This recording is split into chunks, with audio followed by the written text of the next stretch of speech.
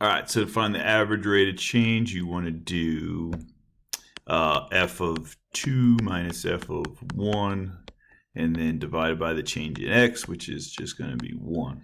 Okay, so let's see. Maybe I'll come over here and compute f of 2. You got to be careful with that negative sign.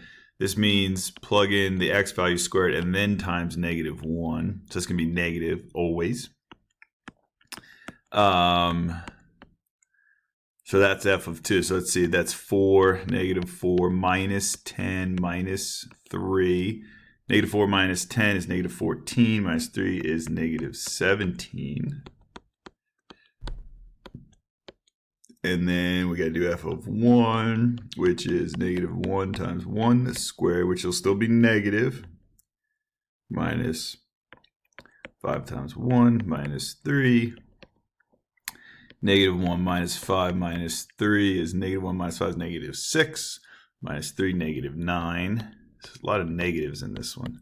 Negative 17 minus negative 9 gives me a plus 9. So I end up with a negative 8 over 1.